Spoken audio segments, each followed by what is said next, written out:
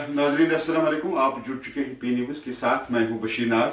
आज हम आपको एक ऐसी शख्सियत से मिलाने जा रहे हैं जिनका जम्मू कश्मीर में एक बड़ा नाम है।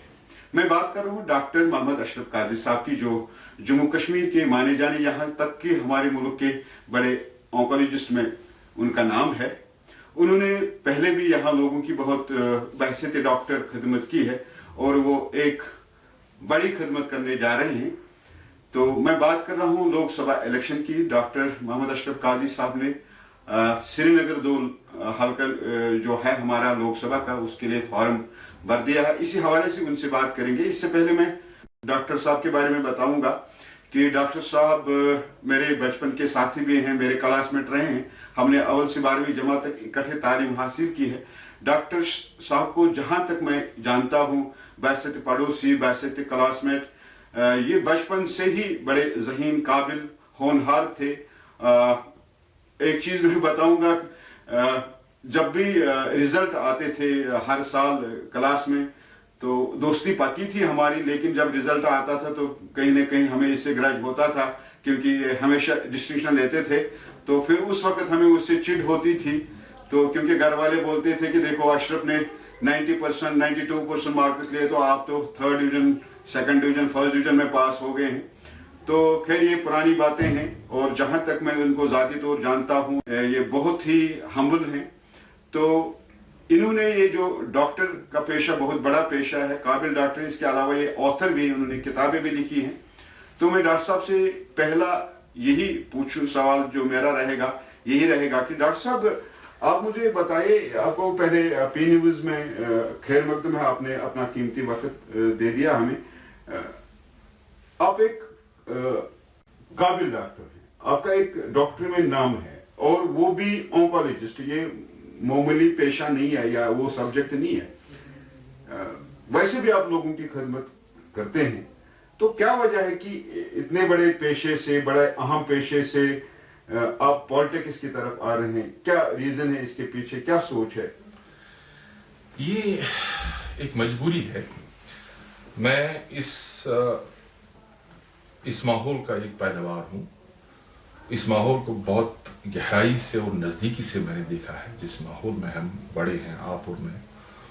जैसे आपने अभी इंट्रोडक्शन में बताया कि हम बचपन के साथी हैं, तो आपको तो पूरी तरह सारी कहानी पता है, क्या हुआ, कैसे हुआ, कौन सी मुश्किलात से हम 2-4 थे, कहाँ से हम निकल के आए।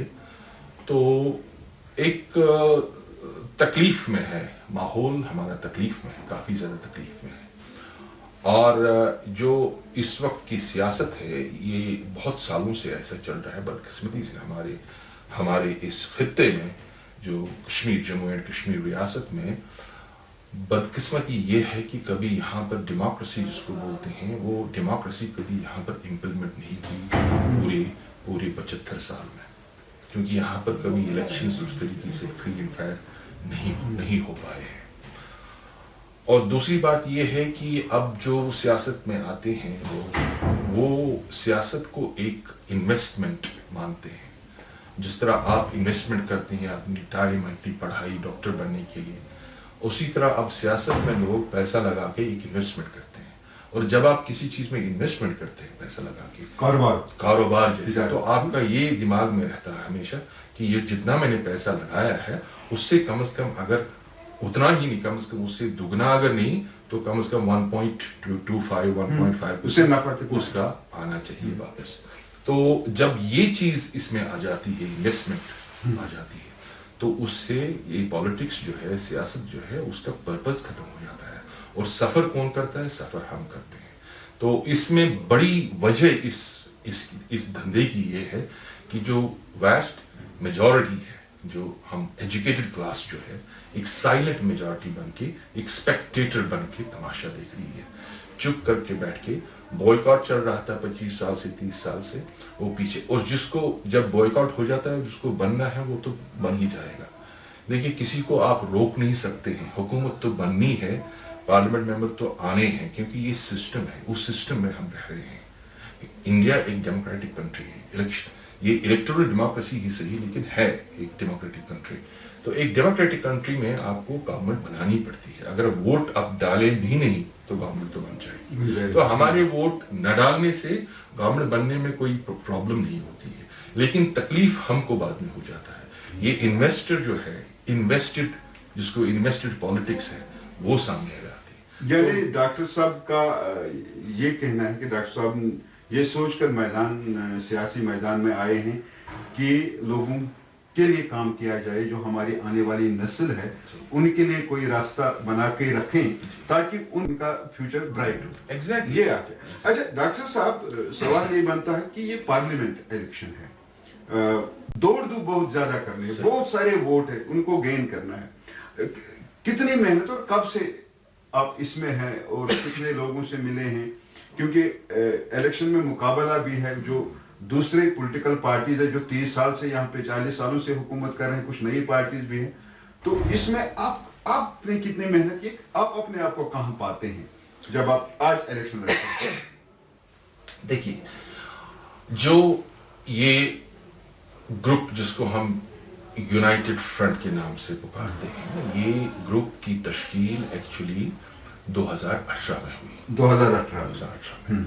وہ اس وقت بھی میں نے یہ پرپوز کیا, جو اپنی فرینڈ سرکل ہے, پڑھے لکھے لوگ ہیں, ایجوکیٹڈ کلاس ہے, کہ میں نے کہا دیکھیے ہم چپ کر کے بیٹھے ہیں اور جن کو حکومت کرنی ہے وہ ہم کو حکومت کرتے ہیں, ہم کچھ نہیں کر سکتے.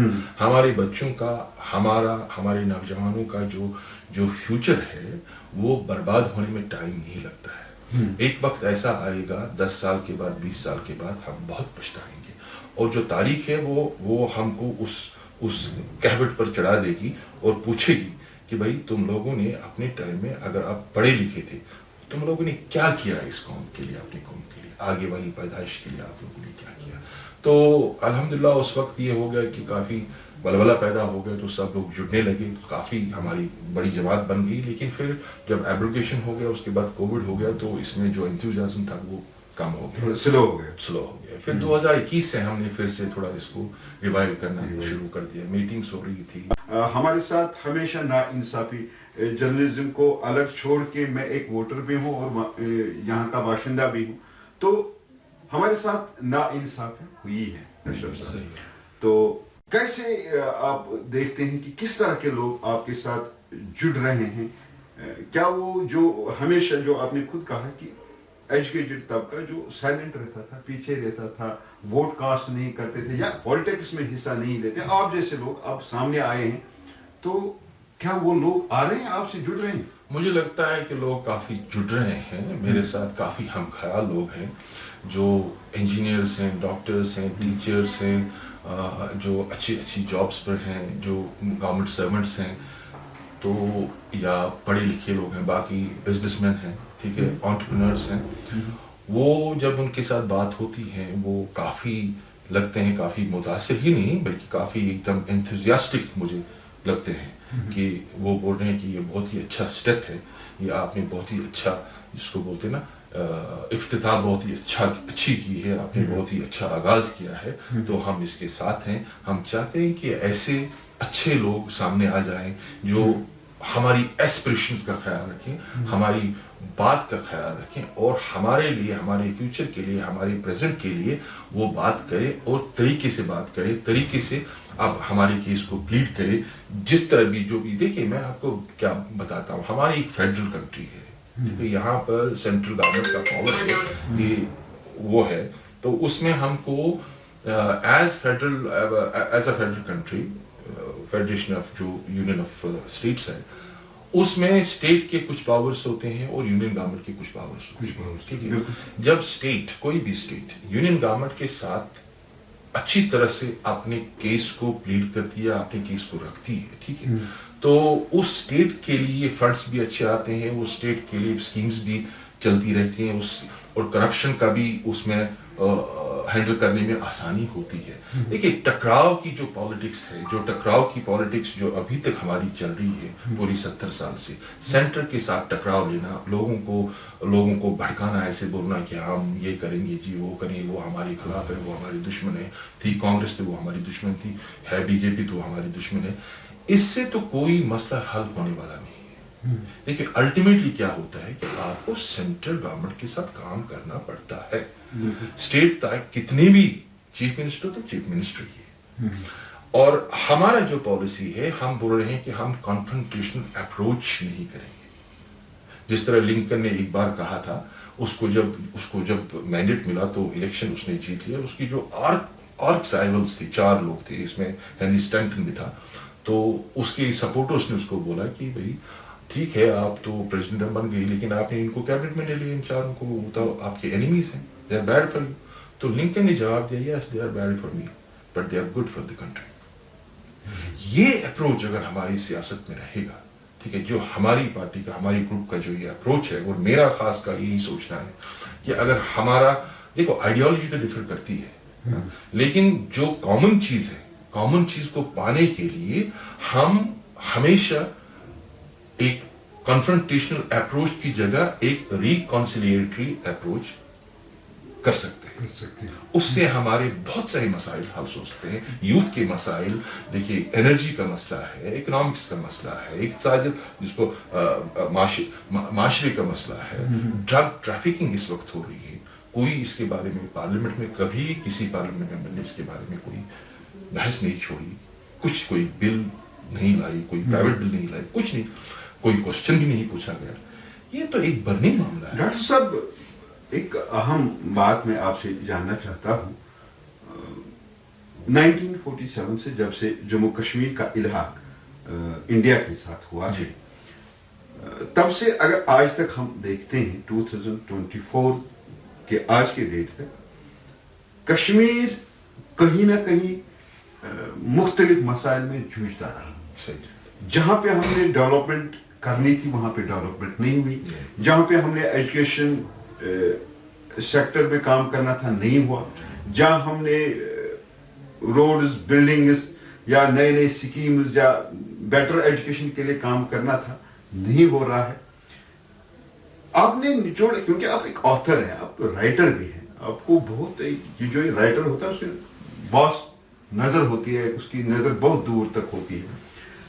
تو کیا وجہ رہی ہے, بنیادی کیا وجہ ہے ہمارے جموں کشمیر میں, کون سی بڑی پرابلم ایسی ہے کہ ہم نکل نہیں پا رہے ہیں وہاں پہ کہ جہاں ہمیں آج ہونا چاہے نہیں ہو رہے ہیں. کیونکہ اتنی بڑی خوبصورت یہاں پہ ہمارا, اگر ہم نام لیتے ہیں سوئٹزرلینڈ کا, حالانکہ ہمارا ہر ایک گلی, ہمارا ہر ایک کچھ ایک سوئٹزرلینڈ ہے, لیکن ڈیولپ نہیں ہوا ہے.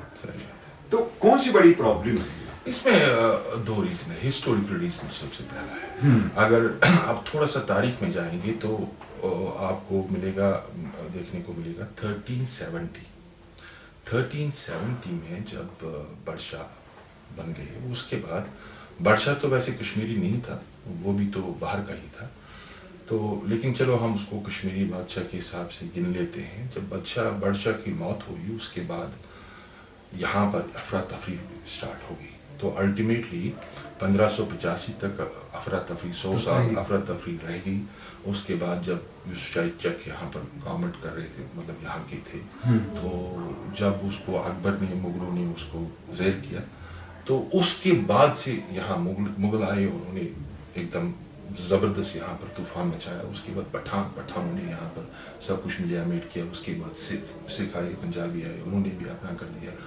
تو اس کے بعد مہاراجہ ہری سنگھ کی حکومت تھی. تو 400 سال تک ہم لوگ پسے گئے, ٹھیک ہے. تو 1947 میں جب آزادی ہو گئی, تو اس وقت جب الحاق ہو گیا, اس وقت بھی لوگوں کا جو یہ تھا نا, ایکسپیکٹیشنز ایسی تھی کہ کچھ انسرٹنٹی تھی, غریبی بہت تھی, انسرٹنٹی تھی, لوگوں کے پاس کھانے کا کچھ نہیں تھا, کافی پولیٹیکل انسرٹنٹی تھی, اکنامک انسرٹنٹی تھی, ایجوکیشن تو انسرٹنٹی تھی ہی تھی. تو ان حالات میں جب 370 امپلیمنٹیشن ہو گیا, وہ 370 کی امپلیمنٹیشن جو تھی وہ میرے حساب سے ایک بہت بڑی ہسٹورک بلنڈر تھی. کیونکہ 370 امپلیمنٹ کرنا, یہاں پر اسٹیٹ مل گئی, اسٹیٹ کا نام دے دیا, لیکن 370 جب اس پر لگ گیا, اس کا مطلب ہے یہ کبھی اسٹیٹ, ایک فل فلیج اسٹیٹ کبھی ہماری اسٹیٹ نہیں ہے. 370 سے ہم کو بتایا گیا ہے کہ 370 ایک اسپیشل اسٹیٹس ہے جموں اینڈ کشمیر کے لیے. لیکن اگر آپ عبارت دیکھو گے اس 370 کی، اس میں بالکل اگر آپ تھوڑا سا پڑھو گے اس کو غور سے تو اس میں کہیں ایسا نہیں ہے، انکلنگ نہیں ہے کہ یہ اسپیشل اسٹیٹس ہے جموں اینڈ کشمیر کے لوگوں کے لیے. یہ بیسیکلی ایک اسپیشل اسٹیٹس تھا گورنمنٹ آف انڈیا کے لیے، تاکہ گورنمنٹ آف انڈیا کو جب بھی کوئی چیز یہاں پر امپلیمنٹ کرنی ہو وہ ڈائریکٹلی تھرو ایگزیکٹو آرڈر یہاں پر امپلیمنٹ کرے، اس کو پارلیمنٹ میں بل لانے کی ضرورت نہ پڑے. اب پارلیمنٹ میں کوئی بل لانے کے لیے آپ کو 2/3 میجورٹی منیمم ہونی چاہیے، ٹھیک ہے. ہو سکتا ہے کبھی آپ کے پاس 2/3 میجورٹی نہ ہو تو آپ بل نہیں لا سکتے. مثال کے طور پر میں آپ کو بولتا ہوں کہ فرض اگر آپ کو گورنرس رول کسی اسٹیٹ میں لگانا ہو، ٹھیک ہے، تو آپ 6 مہینے سے زیادہ نہیں لگا سکتے. اس کے بعد آپ کو پارلیمنٹ میں بل رکھنی ہے، 2/3 میجورٹی میں پاس ہونی چاہیے وہ بل، پھر راجیہ سبھا میں اس کو آتھینٹیکیشن ہو جائے گا. اس کے بعد آپ امپلیمنٹ ایکسٹینڈ کر سکتے ہیں 3 مہینے کے 6 منتھس کے بعد. لیکن کشمیر کے معاملے میں 6 سال تک 7 سال تک گورنرس رول چلتا گیا. وہ کیسے چلتا گیا؟ پریزیڈنٹ آرڈر نکلتا ہے، ایکسٹینڈ کرتا ہے، کیونکہ 370 نے پریزیڈنٹ کو پورے آرڈرز دیے ہیں. یہ جو ہماری یہاں پہ جو پولیٹیکل پارٹیز ہیں، اس کو میں ختم کروں تو اس وجہ سے یہاں پر کیا رہا کہ جو بھی یہاں پر آپ نے سلیکٹ کیا، الیکٹ کیا، ہاں، اس کا کوئی بھروسہ نہیں تھا کہ وہ گورنمنٹ میں ٹکا رہے، اس کو کبھی بھی ہٹا سکتے. جیسے ہوا ہے، شیخ اللہ کو ہٹایا گیا، اس کے بعد بخشی کو لایا، بخشی کو ہٹایا گیا، اس کے بعد سعدی کو لایا، سعدی کو ہٹایا گیا، اس کے بعد میر قاسم کو لایا، میر قاسم کو ہٹا دیا کیونکہ شیخ اللہ کو واپس لانا تھا. شیخ صاحب کو واپس لایا، اس کے بعد فاروق صاحب آئے، فاروق صاحب کو ہٹا دیا. پھر غلام احمد شاہ آ گئے، لوگوں نے پیسہ لے لیا، اس میں وہ بڑے بڑے لیڈر ہیں ہمارے، ابھی حال حیات ہیں وہ. اچھا، اس کے بعد پھر سے ہو گیا، پھر فاروق عبداللہ پھر سے آ گئی تو پھر سے اس کو ہٹا دیا، گورنر رول لگا دیا. تو ایسا یہ 370 کا سارا ہے، ٹھیک ہے. لیکن اس وجہ سے جب آپ کے پاس پولیٹیکل سٹیبلٹی نہیں ہے آپ کے اسٹیٹ میں تو آپ ڈیولپمنٹ نہیں کر سکتے. گریٹ. وہی میں لیکن جو پولیٹیکل پارٹیز جو ہمیں آج تک رول کرتی آئی ہے، ابھی جو میدان میں ہے، یہ سب جڑ چکے ہیں. نہیں، 370 کا ایبروگیشن جو ہوا ہے یہ جموں کشمیر کے لوگوں کے لیے بڑا نقصان دہ ہے، بڑا ظلم ہوا ہے.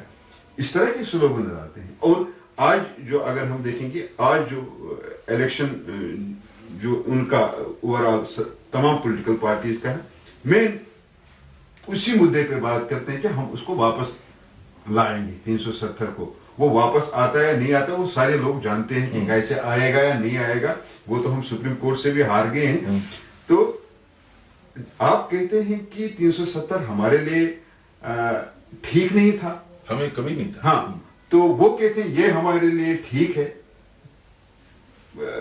کیا یہ پولیٹیشین کے لیے ٹھیک تھا؟ یہ ہمیشہ پولیٹیشین کے لیے، آپ کی بات سے یہ ہمیشہ پولیٹیشین کے لیے ٹھیک تھا.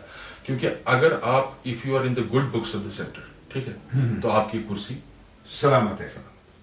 یہ 370 کا یہ ہے. اچھا، 370 کا بیکاز آف 370، ٹھیک ہے.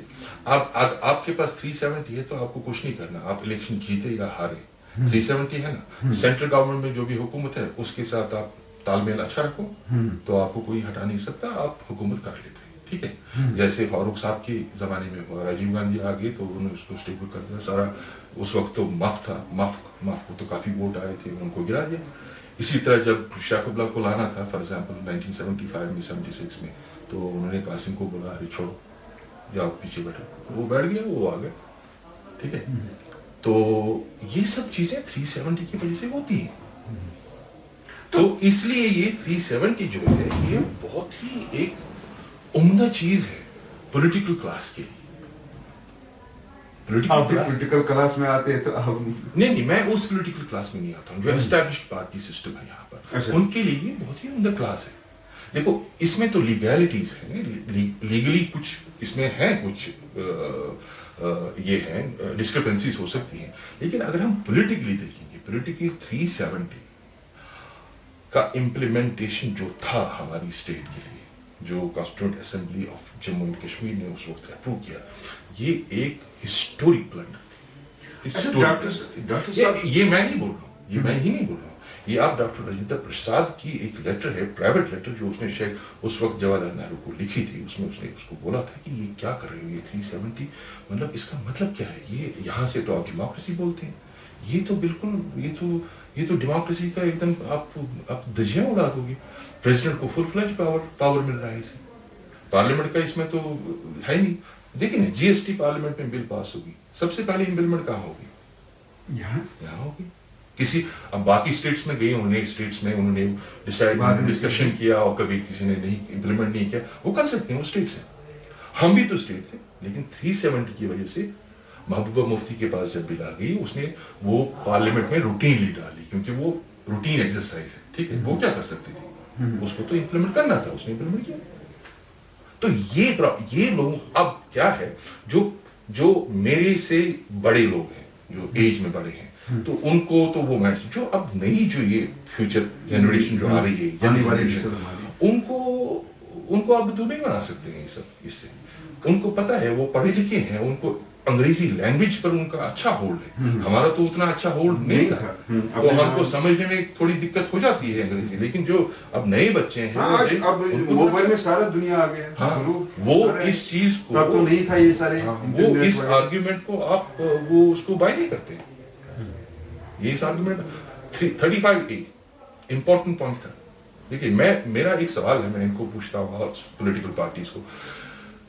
ہندوستان کی 11 اسٹیٹس میں 371 امپلیمنٹڈ ہے آرٹیکل, وہ بھی تو 35A ہی ہے, آلموسٹ سیم ہے. تھوڑا بہت ڈفرنس ہے لیکن آلموسٹ سیم. اب مجھے آپ بتائیے کہ 35A کے بارے میں اس کو ایک کانسٹیٹیوشنل گارنٹی بنانے کے بارے میں یہاں کے پارلیمنٹیریز نے, کشمیری پارلیمنٹیریز نے کب پارلیمنٹ میں اس کے بارے میں بات. ڈاکٹر قاضی صاحب پارلیمنٹ میں پہنچ جاتے ہیں, فرسٹ پریارٹی جموں کشمیر کے لیے کیا رہتی ہے؟ فرسٹ پریارٹی 35A کو 371 میں امپلیمنٹ کرنا ہے.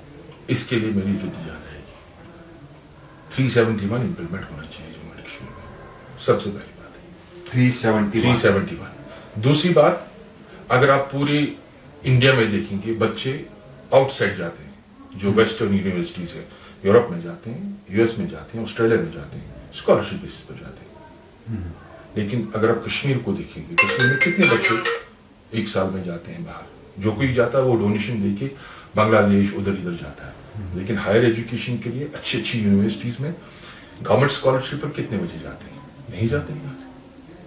تو میری یہ کوشش رہے گی کہ ہر سال کم از کم اگر 50 نہیں, 40 نہیں, 30 نہیں, 20 بچے گورنمنٹ اسکالرشپ پر کشمیر سے آسٹریلیا, یو کے, فرانس, جرمنی, یو ایس کی اچھی یونیورسٹیز میں ان کا اسکالرشپ کے لیے مل جائے. دیکھیے اگر 10 ہی بچے ہمارے جاتے ہیں, 5 سال میں 50 بچے ادھر سے آئیں گے. یہ 50 لیڈر ہم نے کریٹ کیے. اور اگر 10 سال میں ہو گئے, اگر 10 سال میں, تو 100 لیڈر ہم کریٹ کرتے ہیں جو واپس آ کے اپنے اس سماج کو کتنا فائدہ پہنچا سکتے ہیں. ادھر سے چیزیں ادھر سے سیکھیں گے, ایجوکیشنلی وہ کیا بولتے ہوں گے, وہ اکوپڈ ہوں گے. اور یہاں پر تھینک یو ڈاکٹر اشرف صاحب, آپ نے پی نیوز کو وقت دیا ہے, اس کے لیے بہت بہت شکریہ آپ کا. ناظرین, یہ تھے ڈاکٹر محمد اشرف قاضی صاحب, جو حلقہ 2 سری نگر لوک سبھا کے لیے الیکشن لڑ رہے ہیں.